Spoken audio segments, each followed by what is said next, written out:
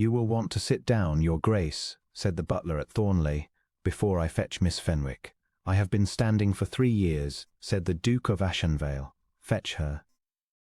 But the butler did not move, and it was the not moving that told Tristan Cade, before a single word was said, that something in this house had gone very badly wrong. He had come straight from the coast. He had come in the coat he had worn out of the fever camp, red and faded to the colour of dried brick, and mended at the shoulder by an army tailor with black thread, because there'd been no red, and he had not gone home to Ashenvale first, had not washed, had not slept.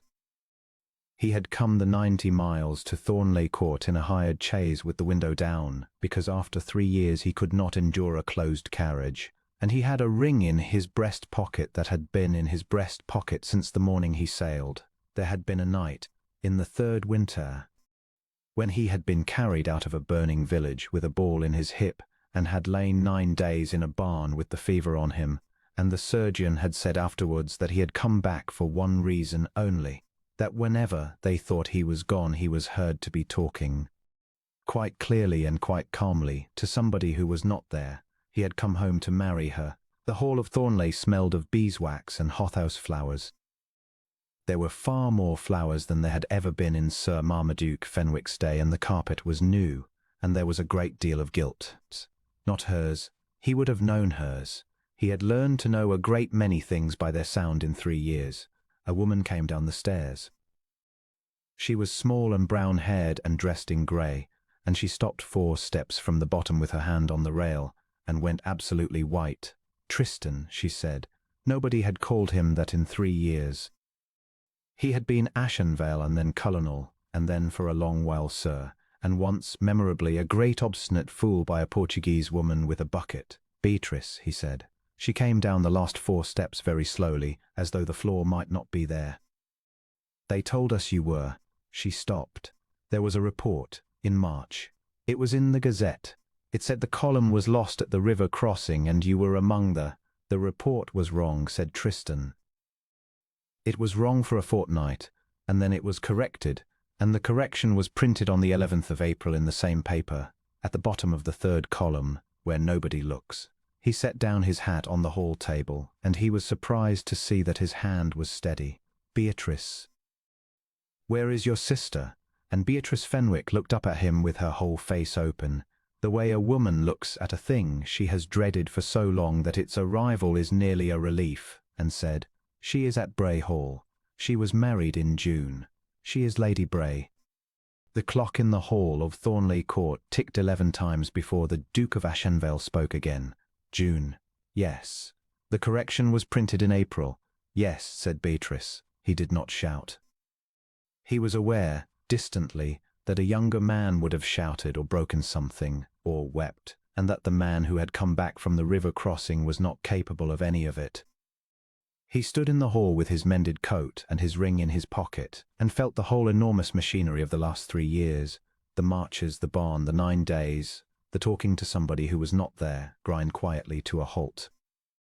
"Sir Ambrose Bray," he said, "is 68 years old and has 11,000 a year." "Yes, and she knew I was alive." Beatrice Fenwick did not answer. "Beatrice." "Yes," she said. "She knew." He turned and walked out of the house. He got as far as the terrace steps, and then he sat down on them in his red coat in the June sun, in front of the hothouse flowers, and put his head in his hands. And after a while he was aware that somebody had sat down on the step beside him, not touching him, at a careful distance, and had put something into his hands. It was a glass of water. He drank it. "I will not tell you it was not wicked," said Beatrice quietly. "It was wicked. I have not been able to look at her since June." "Did she love him?"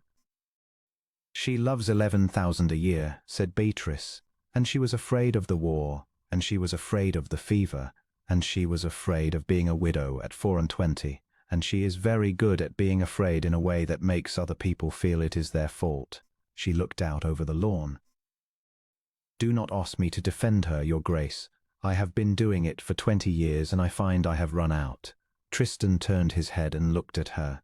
He had known Beatrice Fenwick since she was 14, a quiet, freckled, unimportant girl who was always in the room and never in the conversation. who fetched Cordelia's shawl, who took the blame for Cordelia's broken things, who had been left behind at every picnic he could remember and had never once complained of it. He had liked her. He had liked her the way a man likes a good dog or a well-made gate, entirely, and without ever once thinking about it. She was 25 now. She had a smudge of ink on her middle finger, and she was wearing a gown he was fairly certain he had seen before he sailed. "You wrote to me," he said. Beatrice went very still. "Cordelia wrote to me," said Tristan slowly. 61 letters in 3 years. I have them here." He put his hand flat against his breast, where the coat was mended with black thread. "I have carried them in an oilskin through 2 winters and a river and a burning barn. And when I could not read them any more, because my eyes were bad with the fever, I made a boy from Shropshire read them aloud to me, and he wept, and I did not, because I had not the water in me to do it." He was watching her face now with the attention he had once given to a tree line. "They are the reason I am alive. I want you to understand that I am not speaking poetically.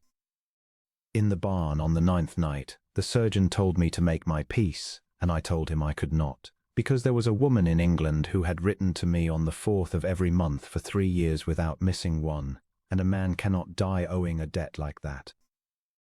Beatrice Fenwick had put both her hands over her mouth. "The 4th of every month," said Tristan.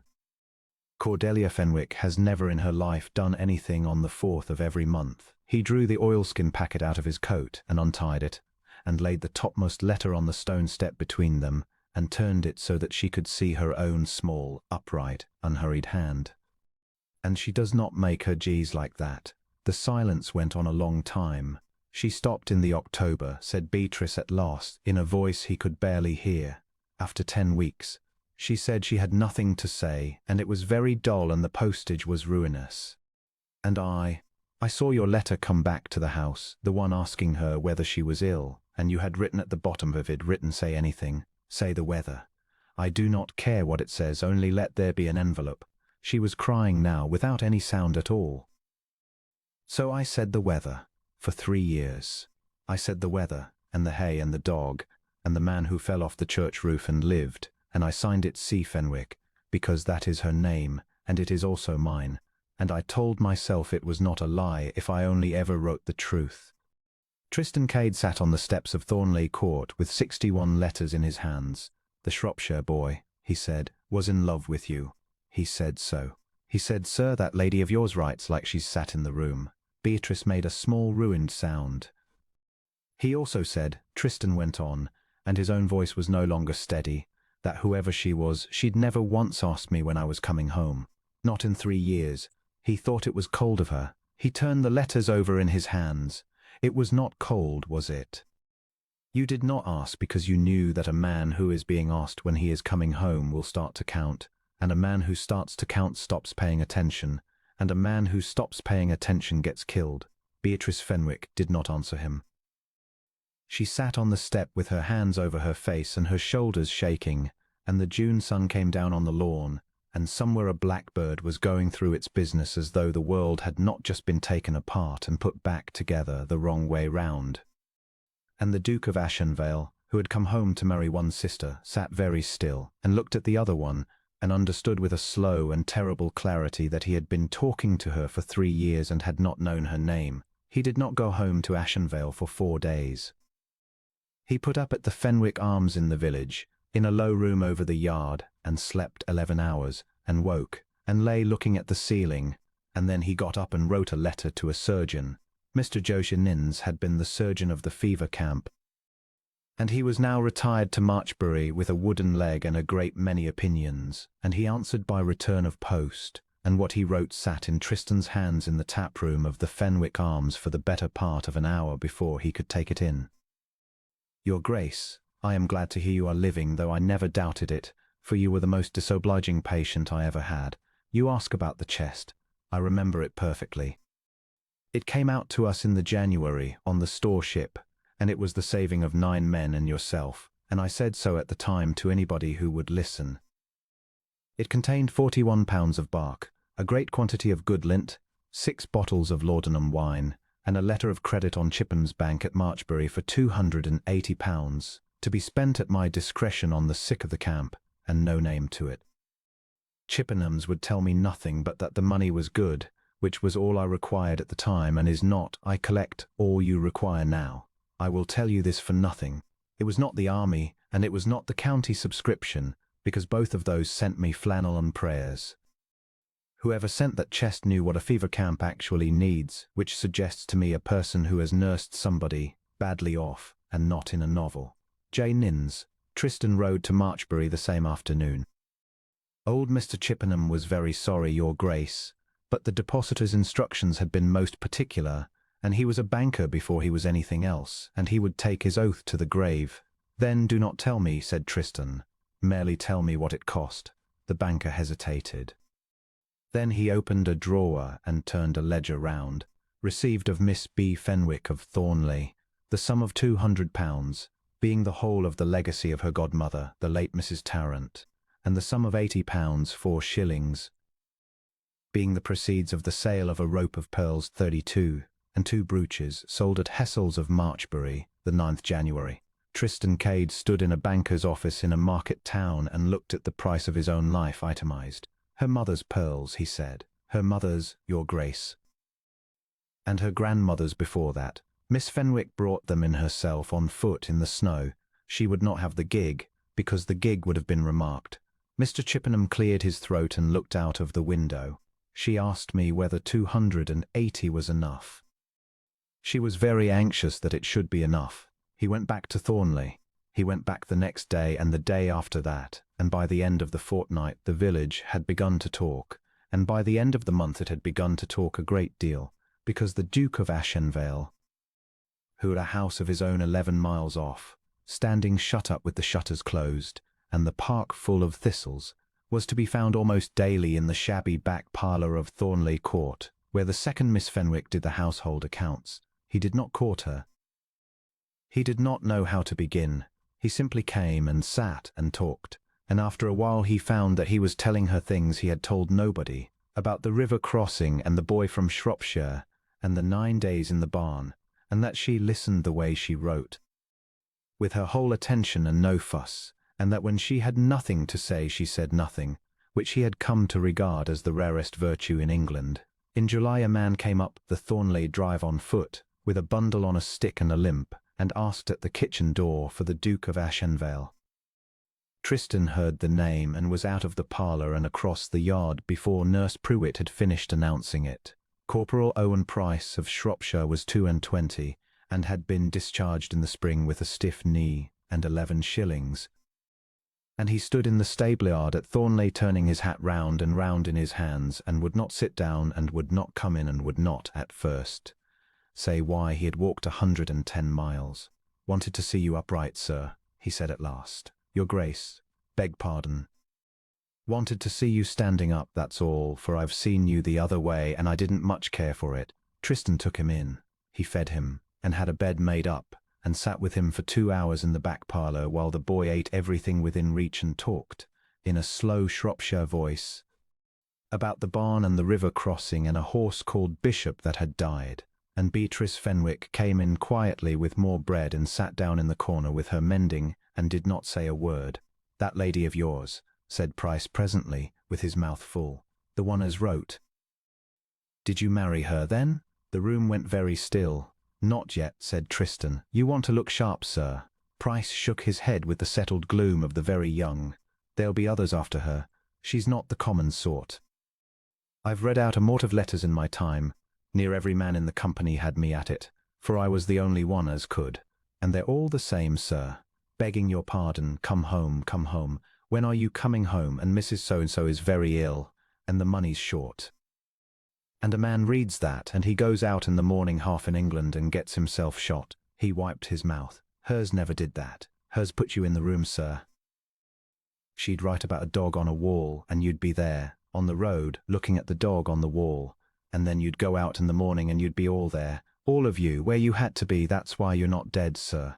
I've thought about it a deal walking up. That's why you're not dead. Tristan did not look at the corner of the room. He did not trust himself.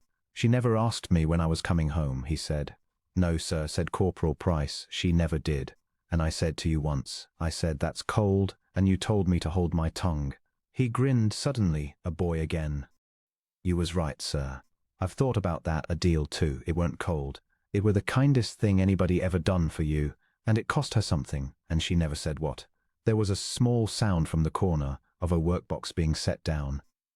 Beatrice Fenwick got up and went out of the room, and the door shut behind her with great care, and Corporal Owen Price of Shropshire looked from the door to the Duke of Ashenvale and back again, and his mouth fell slowly open.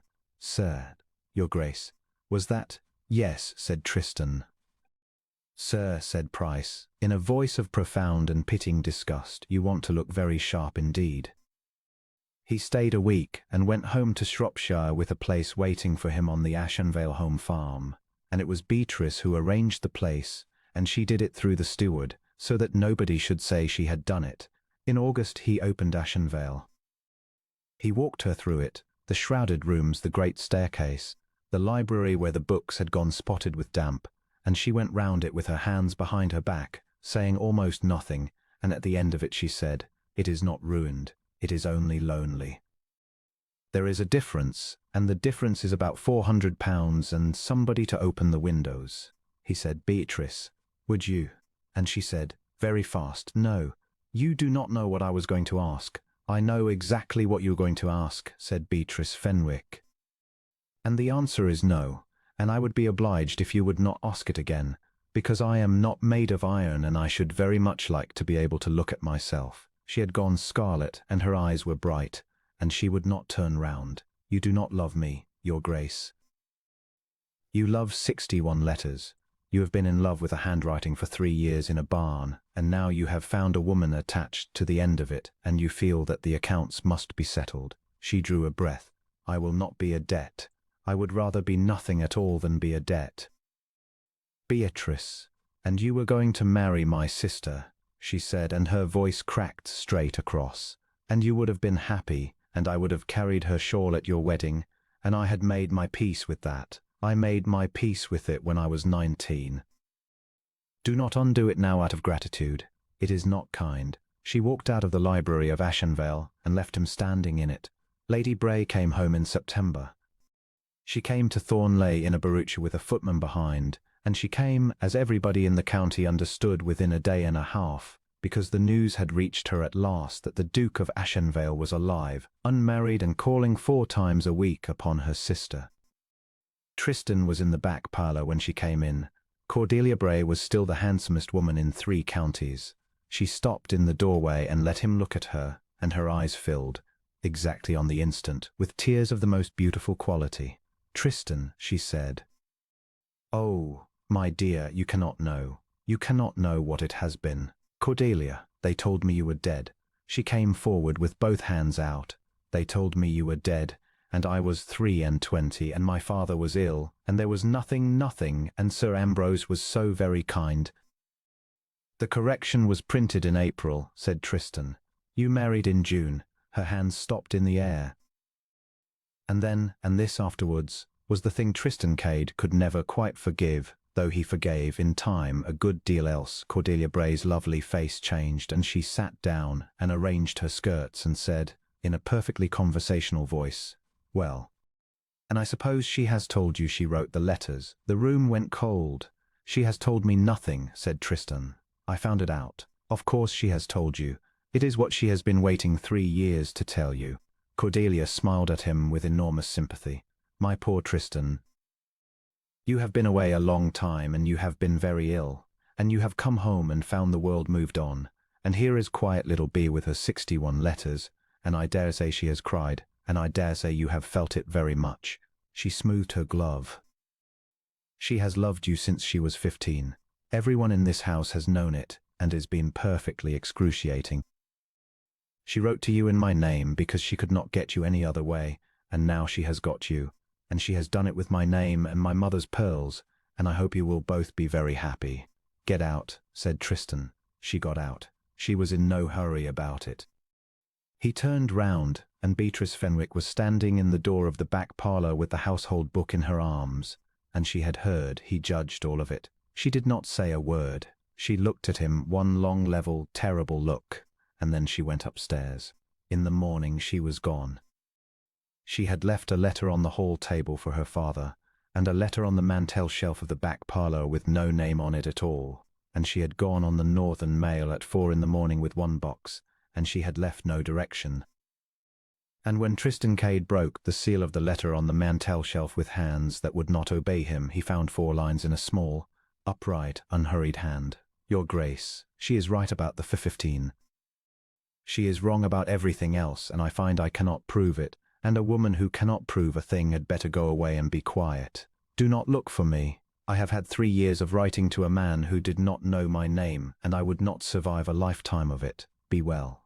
Be very well. It is all I have ever wanted, and I have wanted it on the 4th of every month. He looked for her for 9 weeks. He looked for her the way he had once looked for a way across a river with the bridges down, methodically, without hope and without stopping. He wrote to every governess registry between Marchbury and the border. He rode to the coaching inns and asked after a small woman in grey with 1 box and no direction, and was told a dozen times that they saw 100 such a week. He offered money and was ashamed of himself and offered it again. And in the last week of October, sitting in the Thornleigh kitchen at 2 in the afternoon because he could no longer bear the parlour, he watched old Nurse Pruitt take a letter out her apron and hold it to the light and put it back unopened with the tenderness of a woman handling a relic. That is the 3rd, said Tristan. Nurse Pruitt looked at him with the calm insolence of a woman who has smacked a duke's legs when he was 6. It is, she said. When did the others come? The 4th of September, said Nurse Pruitt, and the 4th of October. And there'll be another on the 4th of November, and one on the 4th of December, and one every month until I'm dead, because that is what that girl is like, and there is no name in them and no direction, and I burn them after, because she asked me to. And I would burn mine hand off first as break my word to her. Tristan sat forward very slowly. Mrs. Pruitt, he said, I do not want to read it. I do not want you to break one word of anything. He put his hands flat on the kitchen table, palms up. I want the postmark.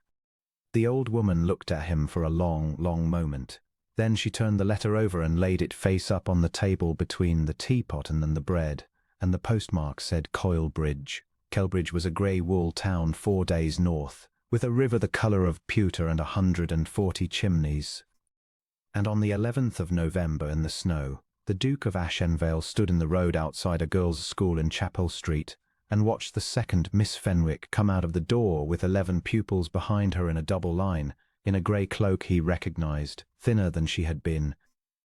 With her hands red from the cold, she saw him. She stopped in the middle of the pavement, and the 11 pupils ran into one another behind her like a train of trucks. Tristan took off his hat. Miss Fenwick, he said, might I walk with you as far as the church? They walked as far as the church. The pupils were delivered to a curate, and then Beatrice Fenwick turned on him in the churchyard, in the falling snow, with her chin up and her eyes blazing, and said, I asked you not to look for me. You did. Then why? Because you were wrong, said Tristan Cade, and I have come 4 days to say so, and I will say it, and then I will go away, and you will never be troubled again, and I will not ask you for anything at the end of it. Only stand there and hear it. She stood there. You said I love a handwriting. He was very cold, and he did not notice it. So let me tell you what the handwriting told me, and then you may judge whether I know who you are. You are afraid of horses, and you ride anyway, and you have never once mentioned that you are afraid. You cannot bear to see a thing wasted. You told me in the 2nd winter that you had been an hour picking the good leaves out of a spoilt cabbage, and that it had made you unaccountably happy, and I thought about that cabbage for 11 days. You do not like being thanked. When I thanked you for the letters you wrote back about the drains, you cry at music and never at pain. You believe that any grief can be got through if you can get through the next hour, and that the hour is best got through by doing the accounts, which is the most terrible piece of practical wisdom I have ever received, and it kept me alive in a barn in a country you have never seen. You know the name of every man on your father's land, and the name of every one of their wives you dislike being read aloud to. You are unjust to yourself in a manner so habitual that you no longer notice. You wrote to me once that you had only sat up 3 nights with a sick woman, and I have never forgotten the word only, and I have hated it ever since. You have a laugh that you are ashamed of because it is too loud, and I have never heard it, and I have thought about it more than is decent. And on the 4th of every month for 3 years, without missing one, you sat down and wrote to a man who was going to marry your sister, and told him about the hay and the dog and the man who fell off the church roof, and never once said a word to make him love you, never once, Beatrice, not one line. I have read them all 40 times, and I have looked. Because you thought that if he came home whole and married her and never knew your name, that would be enough. He stopped. The snow came down between them. You are the bravest person I have ever met, said Tristan Cade, and I have met a great many, and most of them are dead. I did not fall in love with your handwriting. I fell in love with the woman who was too honorable to sign it, and I would have gone on being an idiot about it for the rest of my life, and married your sister, and been perfectly content, and never known what I had walked past, and that, Beatrice, and not the letters and not the pearls, is the thing I cannot forgive myself, and I did not come here to be forgiven for it. I came to say your name out loud where you could hear it. Beatrice Fenwick stood in the snow in the churchyard at Kelbridge with both hands pressed against her mouth. Say it then, she said. Beatrice. Again, Beatrice, said the Duke of Ashenvale, and his voice went entirely to pieces. Beatrice, Beatrice, come home. Or do not come home.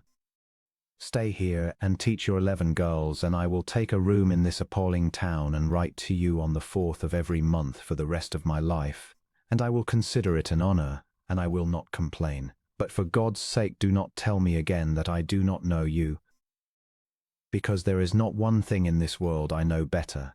And Beatrice Fenwick crossed the 4 feet of snow between them, and took hold of the mended shoulder of his coat with both fists, and put her forehead against his chest, and wept as though something had broken open that had been shut for 10 years, and Tristan Cade put his arms around her at last, in a churchyard in a walled town, and held on. They were married at Kelbridge, in that same church, by that same curate, 3 weeks later, because neither of them could think of a single reason to wait, and both of them had quite enough of waiting to last their lives. The 11 pupils strewed the path with rosemary. Mr. Josiah Nins came 4 days by mail coach on a wooden leg to give the bride away, and cried noisily throughout, and told everybody within reach that he had sewn the bridegroom up twice and would do it again if there was any nonsense. The pearls were on her neck. Tristan had bought them back from Hessels of Marchbury in September, and had carried them north in his coat, and had not, in the end, needed them. He gave them to her the night before the wedding, and she held them in her hands and laughed, and it was too loud. And it was the best sound he had ever heard in his life. They went south in the spring to open Ashenvale, and the county, which had been talking of nothing else since November, came out to look. There was one difficult evening. At the Marchbury Assembly in April, Lady Bray, beautiful, brittle, and standing rather too near the door, turned her shoulder upon her sister in the full sight of 200 people, and said something behind her fan to the woman beside her, and laughed. The Duke of Ashenvale crossed the room. He did not raise his voice. He never did. My wife, he said, and the room heard every syllable, sold her mother's pearls in the snow on foot, so that a chest of bark might go out to a fever camp where 9 men and I were dying. She never told me. She never told anybody. The bank has the entry, and the surgeon is in this room, and he will show you his leg if you press him, which I do not advise. He looked once at Cordelia. You may say what you like of me, madam, but if any person in this county turns a shoulder on the Duchess of Ashenvale again, they will do it without my acquaintance, my custom, or my roof, and there is nobody in this room who does not want at least one of the 3. He offered his arm to his wife, and she took it, and they went into supper. Sir Ambrose Bray, who was old but not deaf and had never in his life been a fool, took his wife home to Bray Hall that night, and they lived there quietly and were not much visited. Cordelia sent a letter at Christmas. Beatrice answered it kindly, as she answered everything, and asked her to come, and Cordelia did not come that year or ever, because there are some rooms a person cannot walk into, and it was, Tristan thought, the only punishment that would ever have reached her.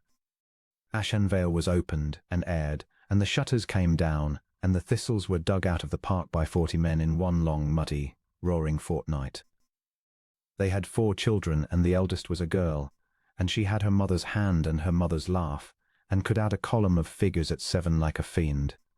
And every month for 34 years, on the 4th day of it, wherever he was, in the library, in the fields, once in a sickbed, twice in London, the Duke of Ashenvale sat down and wrote a letter to his wife, and left it on her pillow, and said nothing about it. And she never once mentioned it either. She kept them all in an oilskin in a box, tied with black tape. There were 408 of them at the end. And on the last evening of his life, an old man in a chair by the fire, he looked across at the small grey-haired woman opposite with her spectacles down her nose and the household book open on her knee, and said, "Beatrice." "Yes, my love," she said, without looking up. "Nothing," said Tristan Cade. "I only wanted to say it."